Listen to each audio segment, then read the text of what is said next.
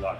And welcome, folks, to the Russe Premier League mid-season update. I am Henry Edmiston. And I'm Dennis Garrell. Let's get right into some fantasy football action, baby. All right, let's start with talking about the big-time trade that went down a couple weeks ago. The Chicken Wolves, Darquante Desktop, and First and Den. Who do you think won this trade? Well, obviously, this is a huge trade. First three-team trade in league history.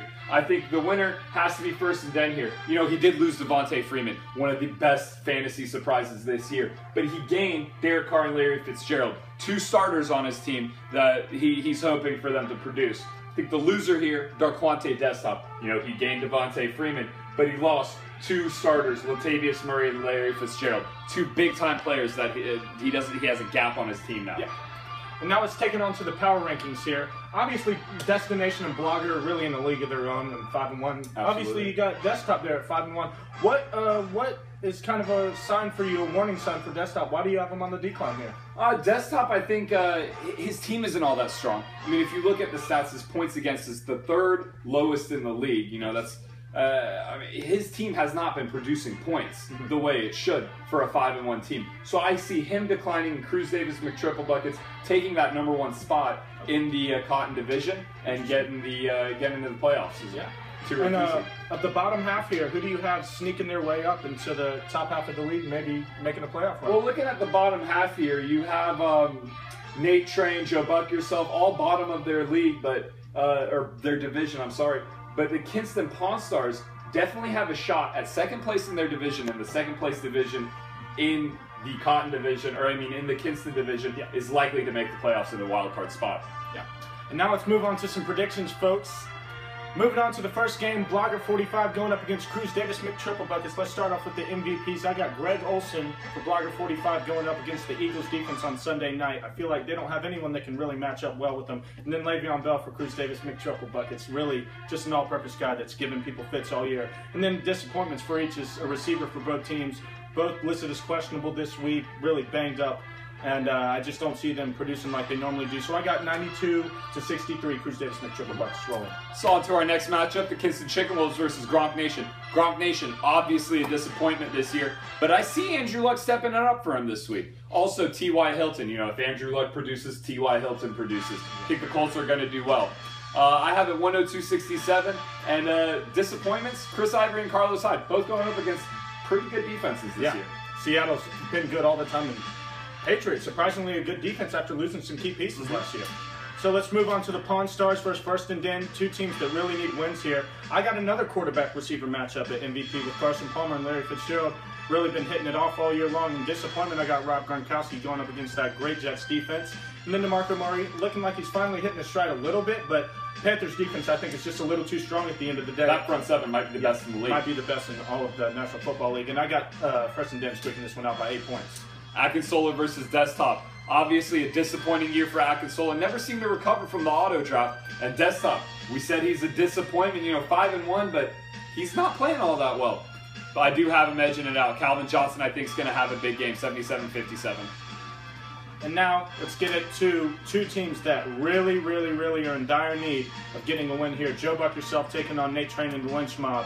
I got MVP for Joe Buck yourself. Julio Jones has just been absolutely having a phenomenal year, showing no signs of slowing down. Then you got Pierre Garçon, a guy that has really flown under the radar all year, but getting in the teams just about every week. So, and now I'm going to the disappointments. You had Andrew Luck and T.Y. Hilton for the Colts, having a big game, but Frank Gore and Andre Johnson have had a hard time meshing with the Colts this year, so I don't see how they're going to do too well in this game. Well, Andre Johnson hasn't had many targets. I mean, T.Y. Hilton and Andrew Luck look for them to get a majority of the touches. T.Y.'s been struggling a little bit too, but I see him getting things clicking a little bit more as him and Andrew Luck have the chemistry there. And I see Lynch Mob taking this one by 12 points. And now, let's get you to the Alltel Microsoft Taco Bell Game of the Week, brought to you by Capri Sun. Team Destination taking on Team Idiot.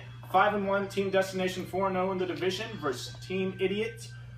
4-0 in the division and 4-2 overall, both in the first in their division. Team Destination first in total points 4, and Team Idiot, his biggest player is Adrian Peterson, a guy that's just, after the year off, he hasn't looked like he's lost his step. And DeAndre Hopkins for Destination leads the league in targets. Absolutely.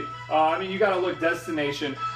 what does he have? 691.5 points for. That's 80 more than absurd. anybody else in the league so far. I see Team Idiot. This is a statement win for him. If he can win, if he can pull this game out, this is what tells the league, I'm here to stay.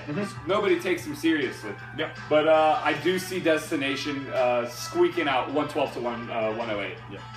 Very tough to beat him. And now let's take you to the Bud Light Platinum Big Board playoff predictions. Dennis, I got your top 8 teams in the league right here. You got the top 4 seeds and then the 2 wild card spots. Take it away, buddy. All right, so we're going to go with Team Destination. They are easily the #1 team in the league. Just, I said, most points for, a lot of offensive weapons. They're great. So in our second, we're going to go with Team Idiot.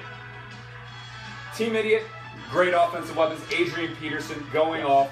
I really think he's going to win that Dennis Smells division and end up with the second overall seed. Number 3, we're going to go with Cruz Davis McTriple Buckets. As I said earlier, I think he's going to win the Cotton division, and winning the Cotton division, he's going to make the playoffs. Number 4, going with Blogger 45. Blogger 45 going to win the weakest division. It looks like at 5-1 right now. He's gonna sneak his way in there to the playoffs. Now time for our wild card matchups. First one, Desktop. After a super strong start, he might fall off, but even if he does, he's still going to be in playoff contention. And number 6, I said it earlier, Kinston Chicken Wolves. Offensive weapons. If he can beat out the Kinston Pawn Stars, there's no chance he's not making it to the playoffs. Yeah. Great job there, Dennis. And now we'll get you guys to the Bojangles 4-piece Supreme Surprises of the Year. Number 1, first surprise, Blogger 45. Historically one of the worst teams in the year by a landslide. What's going on this year? I mean, he just came out of nowhere. He had a good draft, making good offseason pickups, and he shied away from what I like to call the Bears bias that he's had in recent past. Picking up Jay Cutler, the Bears defense, Martellus Bennett, Alshon Jeffrey. The Bears aren't doing so well now, and he's picked up other weapons outside of his favorite team, and it's really paid off for him. Yeah. And now, number 2, the Devontae Freeman trade. What do you think was going through Gurrell's head there? First and then, you don't make trades like that. Devontae Freeman, one of the best players in the league, putting up 25 to 30 points a game. Why do you trade him away? Do you see it as a position where maybe he doesn't think he can keep this rolling, but he's just trying to sell him while his stock is high? Exactly. That has to be the explanation. Yeah. And now let's move on to the third point, which is Desktop at 5-1. How does he keep doing it every year? Obviously, you look at his roster; it's not very good, just like in past years. How does he keep doing it? I don't get it. Again, I said third least points against. People just aren't scoring, and I don't see his lucky streak to last. Yeah, I don't see it lasting. Number 4, Andrew Luck. Obviously, Gronk Nation going with Andrew Luck overall. What do you think of that pick? That kind of seemed like a head scratcher there. Well, I don't know. Maybe he saw good production in Andrew Luck, but if you look at the difference between the #1 quarterback and the second quarterback, there's not that much of a fall-off. But when you look at running backs, there's a huge fall-off. In a deep 12-man league like this, you have to take a running back #1 overall. And now we'll get you to the bonus strip here, folks. We got you with the bonus surprise. What's up with Joe Buck yourself? That's obviously a huge surprise. Been in the playoffs, the past 4 years? Now he's sitting at 2-4? Since the league started, he's been doing really well, made it to the playoffs, made it to semifinals, championship games, whatnot, and he just started off the league on a downhill roll, and, he hasn't seemed to recover yet. Yeah, it's hoping tough to make to a watch. stretch here later I'm hoping he can get playoffs. things turned around. And that's all we have in this episode, folks. I'd like to thank y'all for joining us. Once again, I'm Henry Edmiston. And I'm Dennis Gurrell. We'll see you all next time, folks. Thank you.